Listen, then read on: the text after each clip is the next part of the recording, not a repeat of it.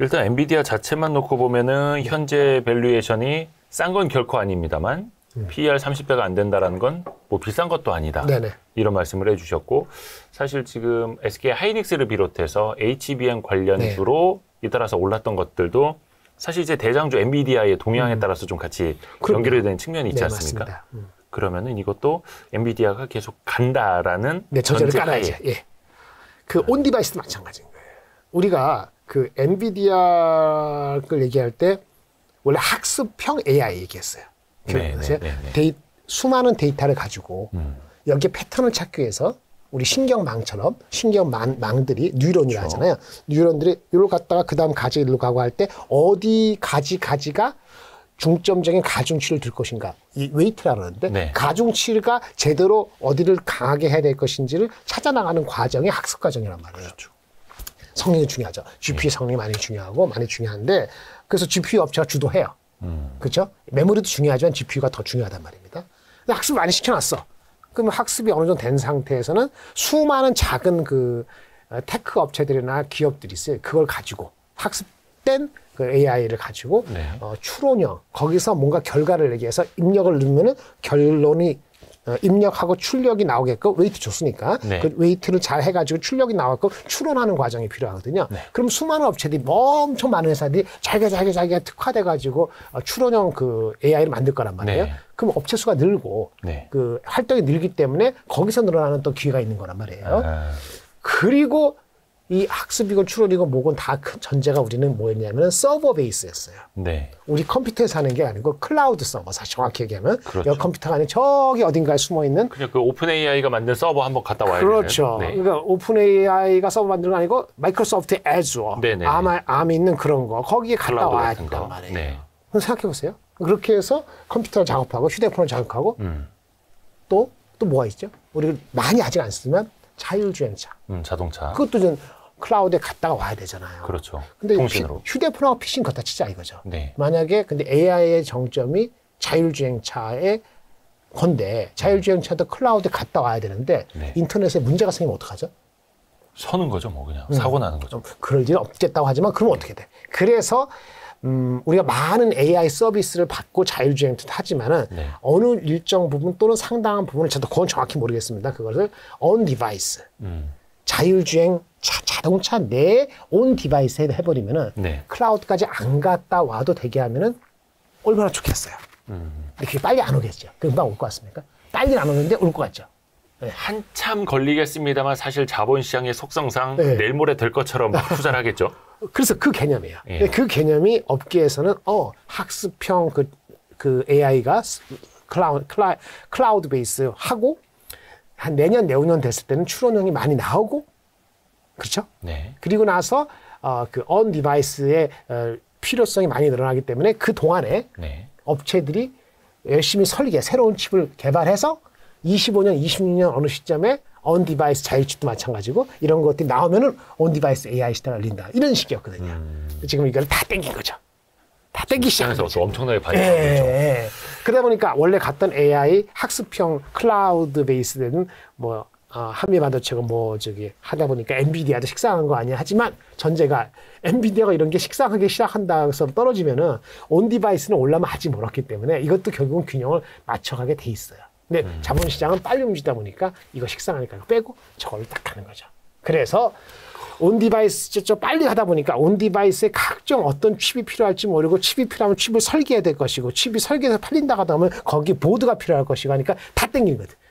보드도 올라가고 뭐 설계칩도 올라가고 설계하면 설계에 들어가는 툴도 올라가고 해서 올라가서 설계하면 누가 가장 수혜냐? ARM이에요.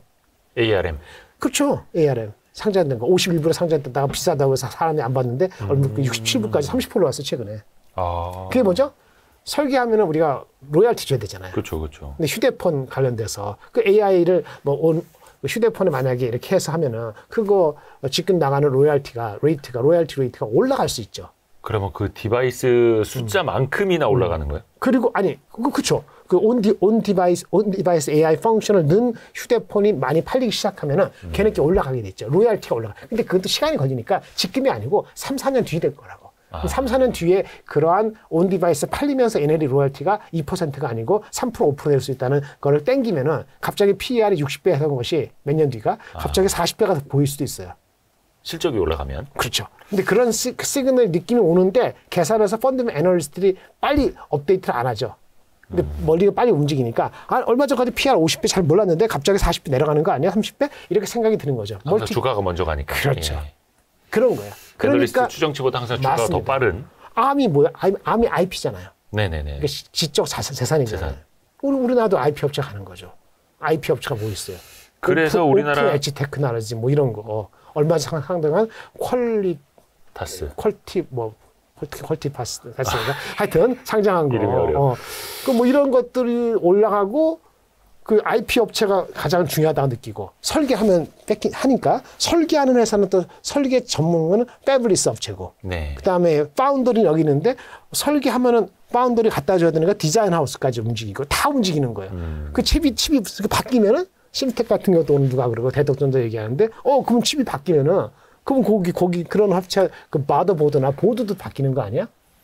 PCB 보드 이런 다 땡기는 거죠.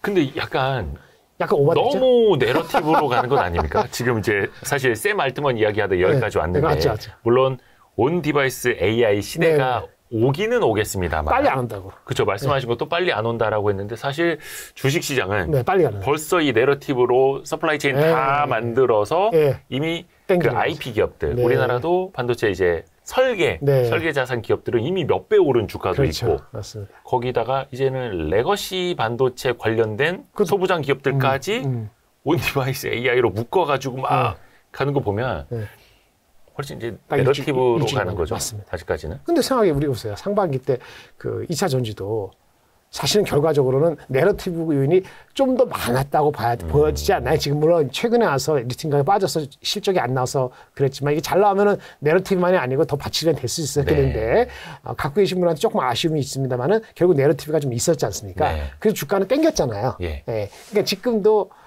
아까 뭐 IP 자산, 설계 자산 업체가 지금 주가가 업사이드가 얼마 있느냐 이런 걸 얘기하는 건 아니지만은 그 내러티브를 땡길 만한 근거는 주식 시장에서 그런 것만큼 내러티브가 되는 주가가 없을 때 그 주식을 찾게 되는 거고 거꾸로 얘기하면 아직까지도 경기가 살만하다 싶어갖고 투자가들이 먹을 게 있다 싶어서 달려든 거 아닌가 싶은 생각도 듭니다. 근데 이렇게 내러티브로 급하게 땡긴 주식들은 실적 시즌이라든지 뭔가 한번 진실의 시간이 다가오면 진실 시간에 연말까지는 안 올 수 있거든요.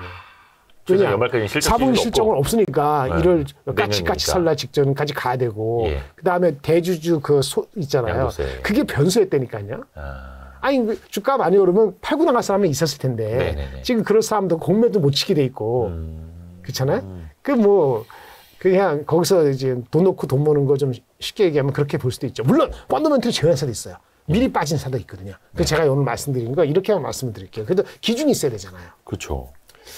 그 어닝이 나오는 회사, EPS가 어느 정도 나오는 회사면은 과거 실적이 나오는 회사들도 있거든요. 지금 말하는 우리 온 디바이스 관련되는 것도. 근데 충분치 않죠. 그러니까 PER이 그래도 계산이 되는 회사는 PER 기준으로 이렇게 해볼게요. 3년이죠. 온 디바이스가 어떻게 하면 언제 나온다고? 한 2년 뒤잖아요. 일단은 그 갤럭시 S24에 실시간으로 번역을 해주는 것이 들어간다 그러면서 거기에서 이제 온 디바이스 AI가 시작되는 거 아니냐 이런 기대감까지는 있습니다. 현재. 그 제품이 발행되는 25년 합시다. 누군가가 25년 실적을 추정했다고 하자고요. 아니 여러분이 해요 스스로. 갤럭시 24는 아니 그게 아니고 내년에 우리가 얘기하는 수많은 그 온 디바이스 업체라는 관련된 웹사이트가 있으면은 실적이 오를 건 잘 안 될 거란 말이에요. 2년 뒤를 보고 25년까지 성장을 한다고 좀 그려보세요. 그래서 그러니까 어닝이 있었으면 PER 해볼 수 있잖아요. PER 개념으로 한 50배까지는 갈 수도 있어요. 예측이 돼야지 50배 되겠죠. 그러니까 25년 실적을 땡겨온다면 내러티브가 가장 통하면. 최근의 PER 기준으로 50배가 정당하다는 건 절대 아닙니다. 그 정도까지 사람들이 수용할 수 있는 가능성이 왜? 갖다 붙이는 게 대만의 그런 디자인 하우스나 에이직이라든지 그 파운드리, TSMC의 파트너 이런 회사들이 대충 50배 이상을 갔었단 말이에요. 그러니까 대한민국 때 미리 땡기면 25년 넘버가 나온 회사들은 25년 PER 50배까지 흥분할 수도 있다라고 보여지고요. 이미 간 주식이 있는지도 모르겠습니다. 근데 요거는 이제 혹시나 오해하실 것 같아가지고 네. 김장률 본부장님이 이런 거는 50배까지 땡겨도 된다가 아닙니다. 시장에서 용인할 가능성이 있어 보인다. 그러니까 시장에서 그리고 투자자들의 심리가 그 정도까지도 움직일 수 있다라는. 그렇죠. 예, 왜냐면 어감에 따라서 그렇죠. 예, 많은 걸 또 오해하실 수 있어서. 맞습니다. 근데 어닝이 잘 안 나와. PER이 100배, 200배 나오면 그럼 무조건 그러면 다 버리느냐? 그게 아니고 PER로 그런 게 하나 있고 네네네. PER 말고는 일단 그 IP 업체들 이런 거 네. 디자인 하우스도 마찬가지. 어닝이 잘 안 나오지만 너무 미미한데 마진은 시간인데 IP 업체는 뭐냐면은 일단 라이선스가 많이 해야 되잖아요. 네. 라이선스 피가 먼저예요. 그렇죠. 근데 로열티는 언제 나오죠? 그 제품 팔려야지 팔릴 로열티 때. 나오잖아요. 그러니까 네. 이게 어떻게 보면 너무 저평가할 수도 있고 무슨 말인지 아시죠? 네. 라이선스만 잡으면. 그렇죠. 로열티가 그래서 제가 23년이 아니고 액티버트에 있으면 25년, 26년 때려야 되는데 25년, 26년 땡기서 애널리스트가 차근하게 이렇게 표를 보여준 데가 회사가 별로 없어요. 그런데 하여튼 해보면은 어닝이 안 나오니까 PER이 100배, 200배니까 말이 안 다. 그럼 포기하지 말고 한번 보긴 보세요. PSR로 들어갑니다. 그 우리 저금리 시절에 많이 봤었던 그 PSR. 예. 매출액 대비 주가. 금년 내려간다면서요, 내년에. 그러니까 하는 얘기를 하시 또. 25년도니까. 네. 그 PSR로 어디까지 사람들이 버블이라 볼 것이냐, 버블이 아직은 아니라고 볼 것이냐, 라고 할 때 PSR이 여러 가지 얘기가 나오는데 통용되는 게 있어요. 과거에 PSR이 고점을 쳤을 때가 어디였냐면 시스코라고 우리 1990년, 아니 2000년 네. 그때 20배 좀 넘을 때 피크 됐어요. PSR로. PSR로 20배 넘게까지 시스코 그 넘어서 통신장비 회사. 예. 그래서 얼마 전에 엔비디아가 전고점 500부 됐나 하여튼 갔을 때 예. 그때 PSR을 얘기했을 때 22배 정도 비슷했어요. PSR로. 그러니까 하나의 문제. 근데 미국 회사잖아요. 네. 대한민국이 PSR 20까지 가는 건 말이 안 되는 것 같은데 예. 툭 잘라서 10배까지는 허용될 수도 있어요. 약간 그 어떤 시장의 분위기가 인간의 심리가. 예.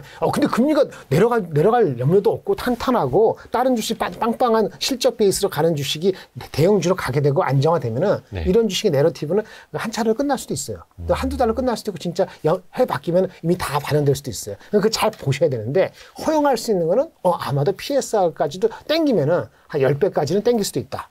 약간 오버하면 10배쯤 넘을 수도 있겠고. 근데 미국이 피크가 20배, 20배 초반이었으니까 우리나라가 언감생심 그 이상은 조금 무리가 아닌 게 아닌가는 생각이 듭니다. 어느 특정 종목을 제가 생각하고 있는 건 아니고 대충 보니까 그런 회사들이 이렇게 걸리기도 하고 벌어지기도 하고 이러더라고요.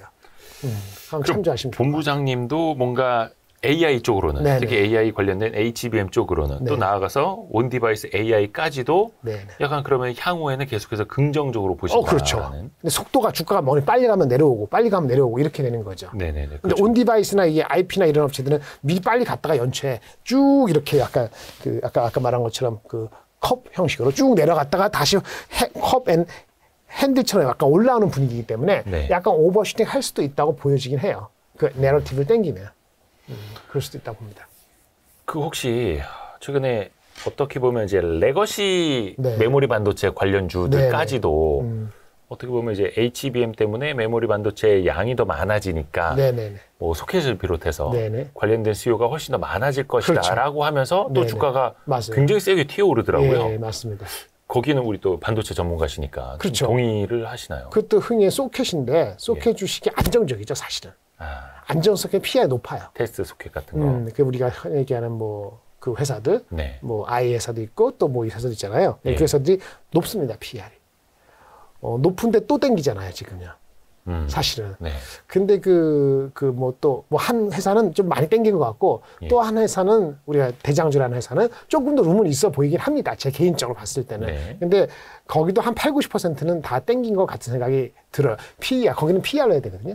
PER로 했을 때 24년, 25년까지 못 보겠고 24년까지 봤을 때는 이 회사들이 그쵸 20배, 30배. 30배는 여전히 쉽지 않거든요. 제가 봤을 때는. PER이 아까 IP 업체들은 진짜 액티비티가 늘어나서 땡겨서 50배 간다는 거는 미국이나 대만의 그런 업체들이 간 전례가 있기 때문에 한번 쫓아보자는 거였고 우리가 폰 얘기할 때는 아까 똑같은 얘기예요. 그 엔비디아를 30배가 채 안 된다고 얘기하는데도 지금 평균보다 높아서 안 싸다고 얘기하는 사람들이 많이 있지 않습니까? 네. 그런데 사실은 성장성이 올해 매출이 120% 늘고요. 내년도 매출이 50% 느는 게 컨센서스거든요. 그런데 PER이 27배면 싼 거라고 얘기를 해야 되는 거죠. 대한민국이 과연 내년, 내후년까지 안정적으로, 그럼 거꾸로 제가 말씀드릴게요. 30%, 50%를 연속으로 날 수 있는 회사가 있다면 그 회사는 한 30배 근처에 갈 수 있다고 보여집니다만은 아까 직급망의 소키 업체들도 어느 베이스가 낮아서 이렇게 올라가서 30, 40% 될 수 있지만 2, 3년 연속으로 30% 성장하는 거는 아주 쉬운 스토리가 아니거든요. 그렇죠. 네. 그렇기 때문에 지금 주가에서는 PR 20 몇 배 될 텐데 업사이드가 아주 편안히 많지는 않다라고 말씀을 드릴 수 있겠어요. 퀄리티는 그게 가장 편하죠. 퀄리티 주식들. 내러티브한 그 앞에 여러 가지 우리가 지금 길게 얘기한 그런 주식보다는 더 넘버가 기대가 있고 뭐 이렇게 비빌 언덕이 있음에도 불구하고 좀 길게 잡으셔야지 그 주식을 좀 계속 가지고 가시지 않을까라는 생각이 듭니다. 그러니까 이른바 퀄리티 주식이라고 말씀하셨던 실적이 꾸준히 나는 기업들 어떻게 보면 약간 다운 사이클일 때 저렴하게 사갖고 있으면 언젠가 업 사이클이 오는 그런 기업들 입장에서는 뭐 PER 보고 투자하는 게 상대적으로 좀 용이할 수는 있지만 수 있죠. 지금처럼 많이 튀어오른 상황에서는 PER만 보고 가는 게 쉽지는 않다. 이미 좀 근데 제가 저번에 했을 때 우리가 다른 방송 시간에 말씀드렸는데 2,400 언저리 있을 때 2,300 후반 2,300 초반까지 했습니다. 2,400 이해할 때 적극적으로 담아야 된다라고 말씀을 드렸거든요. 전반적으로. 왜냐면 그때는 언더였거든요. 근데 지금 100포인트 이상 올라갔잖아요. 그렇죠. 그러니까 어느 것도 쉬운 게 아니에요. 지금은. 어느 것도 쉬운 게 아니라. 클리어해지려면 넘버가 나오든 아니면 매크로가 더 확실히 찍혀주는 이렇게 찍혀야 되는데 지금 긴가민가하면서 이거 갔다 저기 갔다 이렇게 하는 거고 모든 투자가들이 진짜 6개월, 12개월 투자 프레임을 갖고 하지 않기 때문에 상당한 사람들이 단타를 하는 상태에서 본인이 견뎌낼 수 있느냐 없느냐 이런 것도 있기 때문에 만약에 자금의 상당 부분을 많이 투자를 못했다 해서 급한 마음에 들어갔다가는 단기 꼴찌에 걸릴 수도 있기 때문에 이미 한 50% 들어간 상태에서 나머지 30%를 유도리 하면 모르겠는데 많이 언더했는데 막 이제 오버돼서 이런 테마 저런 테마 해서 쫓아가는데 아까 PER 50배, PSI 10배 그다음에 퀄리티 있는 주식도 PER 20 몇 배에서는 쉽지 않다는 얘기하면은 사실 답이 아주 편안하게 오지는 않지 않습니까? 야, 다 편하냐고 안 오니까 뭐예요? 아주 편안한 기관 투자가는 이럴 때는 삼성전자 사는 거예요. 그나마 내년에 넘버가 올해보다 내년에 그 코스피 기준으로 EPS가 한 50%, 60% 성장한다는 게 컨센서스거든요. 코스피 시장이. 근데 그 늘어나는 거에 반 정도가 반도체예요. 삼성하이닉스. 삼성전자 크죠. 그건데 그게 안 들어간다고 생각하면은 잘 애매하다 싶으면 다른 주식 어떻게 코스피가 싸다고 볼 수 없지 않습니까? 지금 10배가 좀 넘기 시작해요, PER이. 물론 11배 갈 수도 있고 10배 갈 수도 있는데 한국이 무슨 그렇게 리레이팅이 빨리 되는 게 아니니까. 그러기 때문에 언이 받쳐주고 그게 확인됐을 때 저절로 10배에서 10.5배, 11배 이렇게 가야 되는데 그렇게 가야 2,600, 2,700 이렇게 바라볼 수 있는 건데 지금 뚜렷하지가 않다 보니까 2,600이 단기적으로는 여러 가지 측면에서 테마를 돌린다고 하지만은 뭉탱이로 봤을 때는 아주 편안하지 않은 거죠. 그래서 오히려 막 테마주 같은 종목 잡아서 역으로 펼쳐지는 걸 수도 있을 테고요.